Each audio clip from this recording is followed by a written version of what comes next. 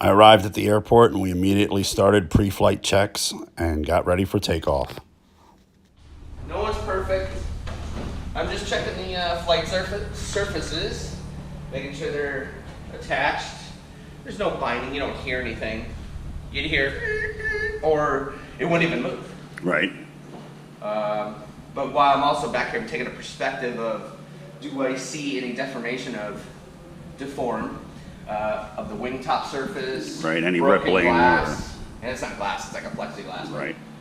And I'm going to do the same thing. I'm going to carbon copy what I'm doing on the other side. The left side is a mirror image of the right side.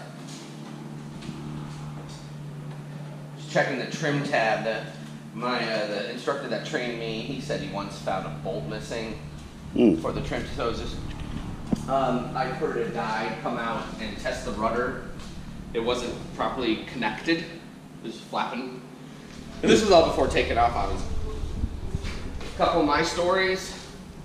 I didn't see that the tire was flat. I just had come over here, drain the fuel. I do the same thing every day. And I came out to the top of this wing, the outboard of this wing. Notice how high it is off me. Sure. The wing was here. And I said, what's going on? Something's wrong. And I come out here usually to shake it. I want to hear if it, do you hear any creaking, rattling?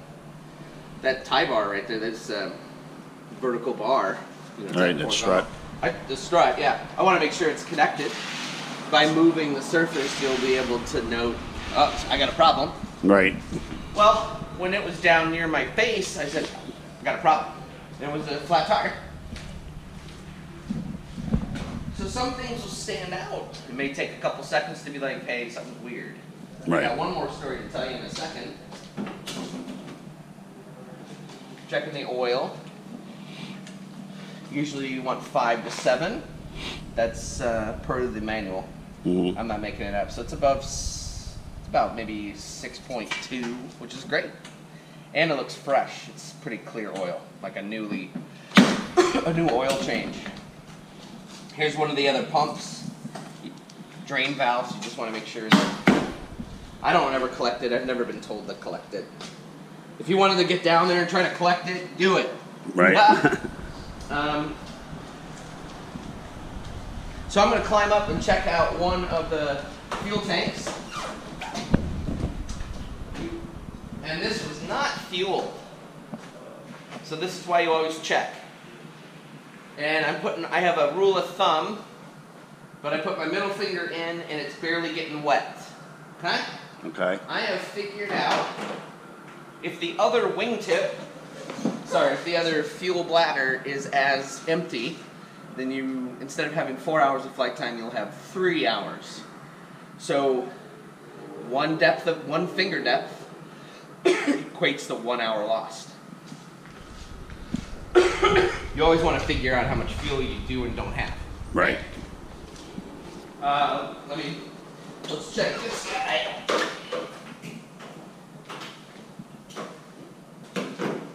Same. Went down to the first nub. You never should leave, unless your center of gravity dictates, you never should leave here without full fuel. Because it's one of those things, if you don't check it, you don't look at your gauges, and you're not thinking about it, you could starve yourself of fuel, and this plane can only fly 3 hours. So if you wanted to go right now, Right. it would go about 4 hours. So if you wanted to fly somewhere for 3 hours and 20 minutes, you're not going to make it. All right. We can make it to Ocean City and back. Oh, yeah. But if you wanted to go cross country, why wouldn't you start with max fuel? Unless, like I said, the center of gravity, you've done your calculations, maybe you're carrying 100 pounds or bags back here. And then, well, you know what, I can't take that much fuel because it'd be overweight. Sure. Okay, so we've checked all the fluids, checked the plane. We're gonna start I'm gonna pull this out if you wanna keep filming. You need a hand pulling it out? Negative. All you do is you check, hey, should I be pulling it out? Sometimes you can coordinate with the other pilots aside, like how long is it gonna take you to pull out? Sure.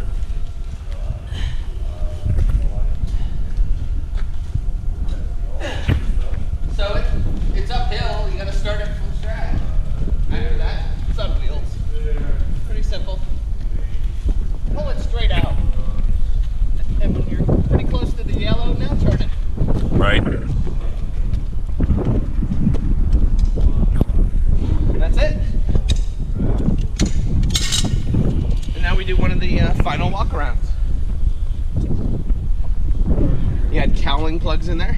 We pulled them out. I opened up, checked the oil, shut that. I opened up the fuel cap.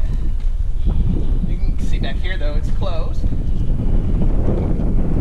Both of them. And I gotta put this away.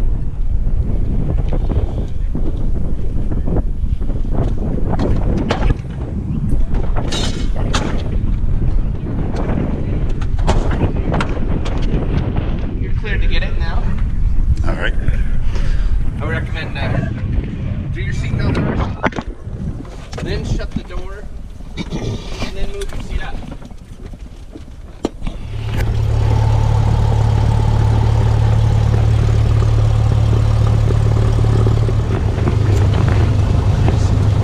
Buttload more of the people that need to talk.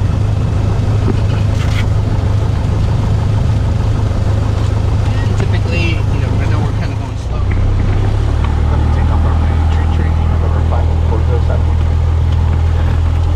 Always stay on the yellow as best you can.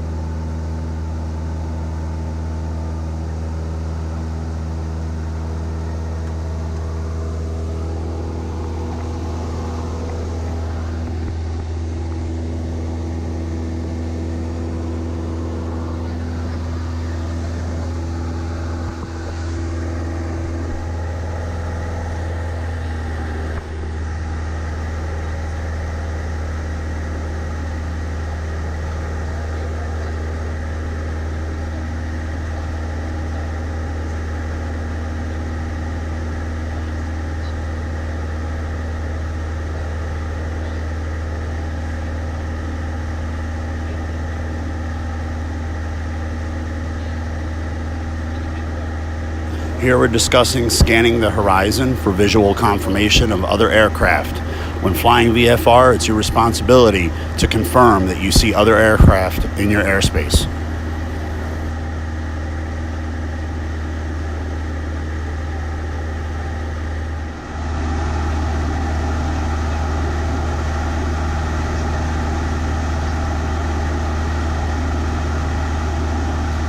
Here the instructor gave me the controls and had me execute a couple of turns rolling the aircraft at 30 and 45 degrees to demonstrate how we lose lift when turning and how to compensate for it.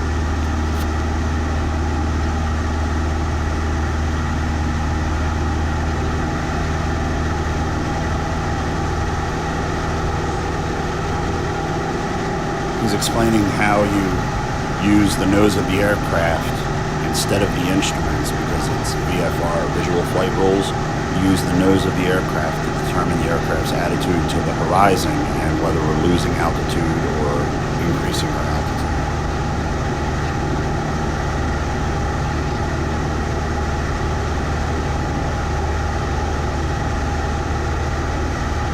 I was able to level the aircraft off and maintain a heading back towards the airport, where we then began our descent to the runway.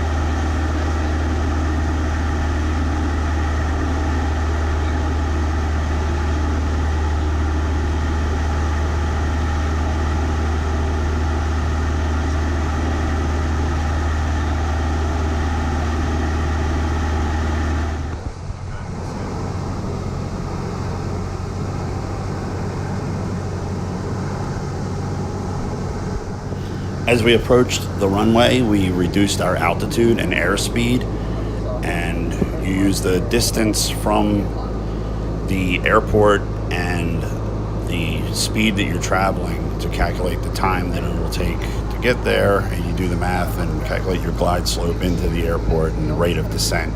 There's a lot of math to do while you're flying.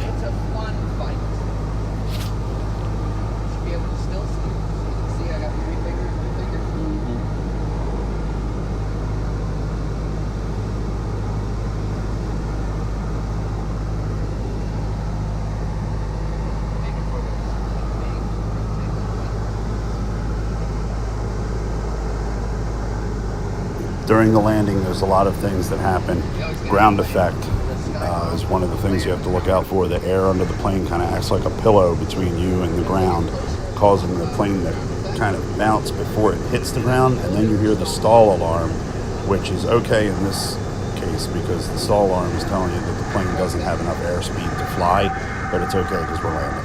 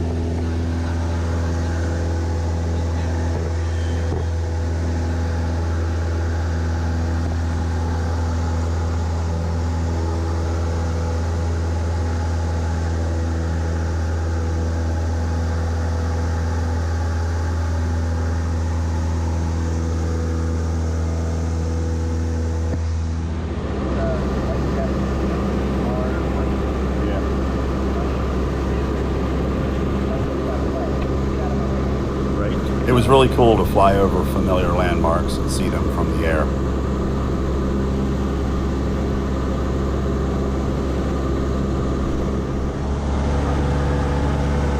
Here you can see Hart Miller Island, one of our favorite places to raft up on the boats.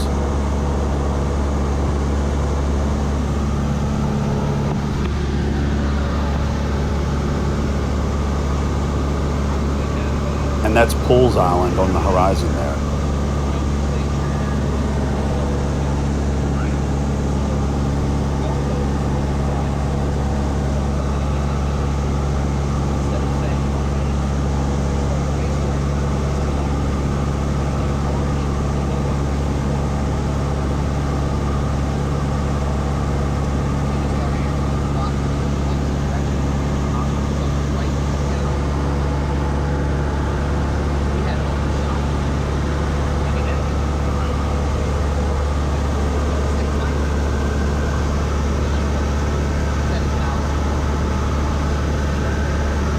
We just did a 180-degree turn back up Middle River over Frogwater Creek and towards the airstrip.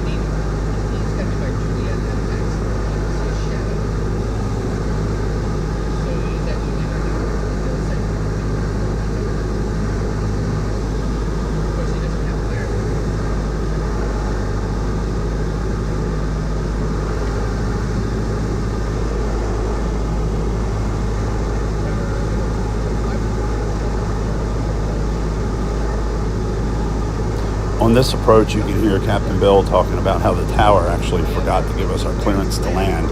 They had us in rotation or in a pattern waiting for one of the other students to take off, and he's since taken off and we've not yet got clearance to land, so they eventually remembered and cleared us. It's interesting to see how crazy things can get on a busy day. This particular tower operator was juggling 6 aircraft at once, flying patterns.